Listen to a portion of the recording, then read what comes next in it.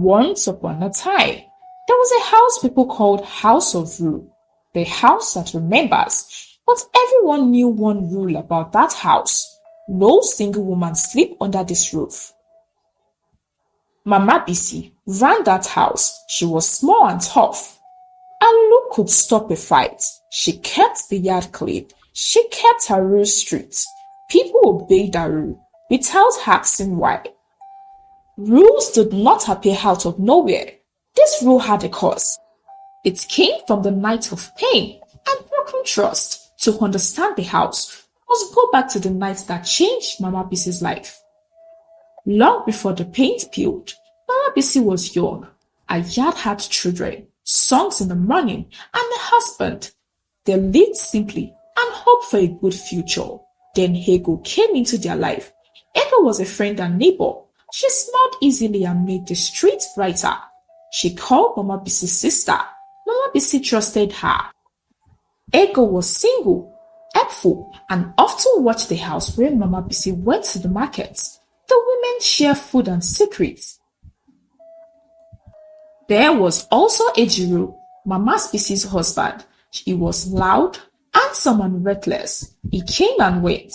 People said men are like weather. Mama Bisi trusted the friendship and routine would keep things together. So the three of them lived together for a while. Then things started to change. It started small. Long visits, a hand staying too long on his shoulder, things borrowed and not returned. Ego was easy to notice. Ejiro began to see her differently. In a house where people talk and hurt, silence started to say things. One night, when the rain hit the roof and the lighter was low, Ego came to sit under Mama Bisi's veranda. She sat beside Ejiro, Mama Bisi's husband. They sat together, listening to music. The closeness that has been friendly grew into something else. Ejiro laughed at her, and the laugh changed things. Mama Bisi came back home later and saw unfinished pots and 2 used cups. She did not suspect at first. She thought it could be carelessness. She did not see betrayal at once. It took more than one proof. People started whispering. A neighbor once saw Ejiro and Ego live together at night. Small things added up. One morning, Mama Bisi saw her husband packing a small bag. He moved quickly, trying to hide what he was doing. He would not look at her. The bag had shirt she had just washed. He said, "I am going. I need time." Mama Bisi did not scream. She had a quiet kind of anger. She thought about all of the work she had done. She remembers Ego's laugh and the used cup she had found before. When the truth came out, it did not make a big mess in the house. It broke people inside. Ejiro left with few excuses and a promise that sounded empty. Ego, when asked, she still called Mama Susie's sister, but her eyes were different. The neighbors took Mama Bisi's side. This hurt more than just leaving for Mama Bisi. It was not just losing a husband.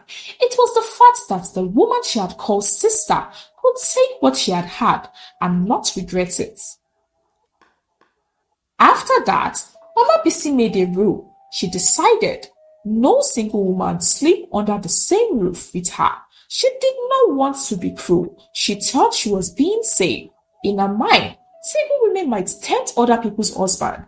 If she kept this house, she would protect their home. She put the sign up like a protection. Neighbors agreed. It was better, they thought, to have order than trouble. The yard became calm. Married women moved in. Men slept easier. The rules worked to keep that kind of trouble away, but it made Mama Bisi harder. She started to judge people by whether they had a husband. The community accepted the rule. When something is repeated, it becomes the norm. Mothers told their daughters not to go near Mama Bisi compound if they were single. Single women walked by felt the gates paint like judgment. The story of betrayal became a warning for everyone. Time made things better and something worse. The rule gave predictable life. Married tenants kept to themselves. There were still fights elsewhere, but Mama Bisi's yard stayed steady.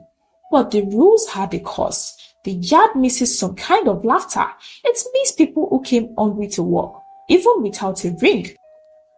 The house, by protecting itself, also kept out help. A widow once came and Mama Bisi turned her away. A girl running from an abusive boyfriend was refused a shelter also. Mama Bisi told herself she could not be sought again.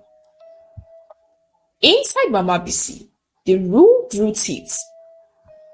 She watched every single woman who passed the gate with suspicion. The word has taught her to protect or lose, so she protected. Still, some nights she sat by a window and felt empty. She had peace, yes, but it felt first then. Years later, the lane changed. Girls with small businesses came to the town. One such woman was Onome. She came with a one suitcase and skilled hand. She wanted a room. She could sew. She's a fashion designer. Onome knocked at Mama's Bisi's door. She asked for a room. She even offered to clean the compound from time to time. Mama Bisi gave her the same room. No single woman is allowed in this compound. Onome turned her back to leave as Mama Bisi called her back. Mama Bisi told her she would be giving her the house on one condition: do not involve yourself with married men in this compound. Onome accepted, and she was so happy to live there. Onome was not a rebel. Onome lived in Mama Bisi's house without causing trouble, and she was very helpful in the compound. One time, Miss Amaka fell ill. She brought water and food to her.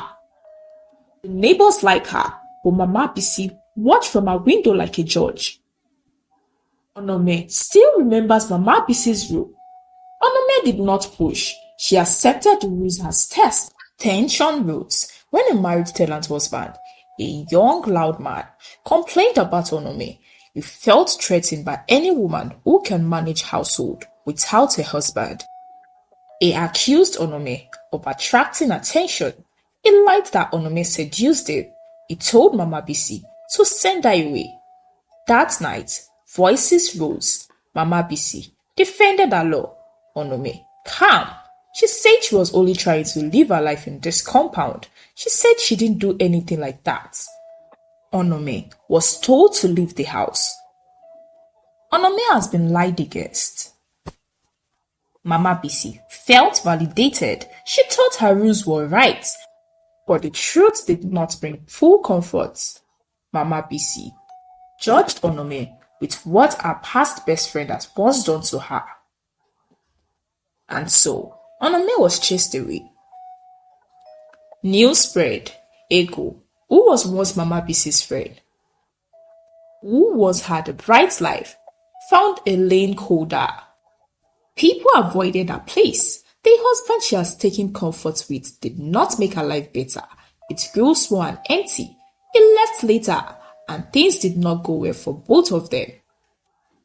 Ego blamed herself for harm she had caused, and the harm she could not foresee. Her life shrank. The applause of an easy gain did not comfort at night.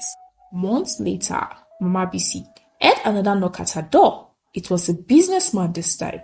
He was not married. He was single. He came offering work. He said he's here just to work and he needs somewhere to stay for the meantime. He was unmarried. Mama Bisi looked up to him as she told him that there is no place for married people in her house. Her refusal surprised him. Mama Bisi did not care. The rules still apply. One rainy night, Mama Bisi walked to the market to buy plantain. In an alley, she met Ego, her old best friend, who ran away with her husband. They stood together like the old weather. Ego broke down. She admitted not only to have an affair with her husband, but she also wanted power. She told her how she convinced Ejiro that he deserved more. When the lie failed, she tried to keep the pieces for herself.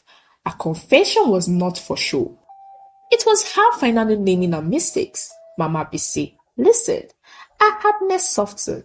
And not because she forgave quickly, but because hearing the truth changed the story she had told herself for years.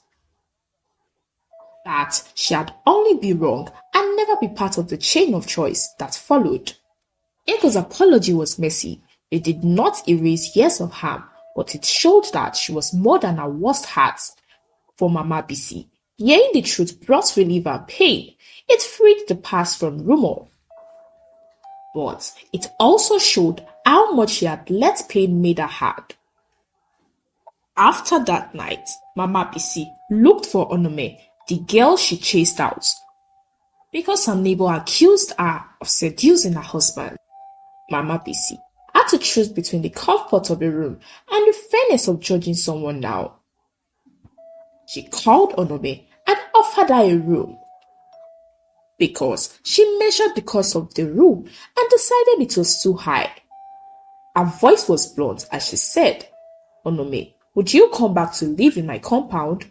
Please, I want you back." Onome, without hesitating, accepted the offer. She saw Mama BC kindness and agreed. She moved in. And over time, Mama BC did not drop all rules. She learns to judge people by what they do, not by whether they are married. She still watched Onome, sometimes with suspicion. The signboard above the gates came down and was replaced by a small plate that read, "Respect this all." The neighbors noticed, some laughed. Others welcomed the change. Mama BC now chose neither softness or cruelty. She chose careful judgments. Mama BC kept her house in order. She no longer worries whether her tenants are married or not. This is the end of this story. Thank you so much for watching. Please don't forget to like and comment your thoughts about the story, and do not forget to subscribe. See you in my next one. Bye.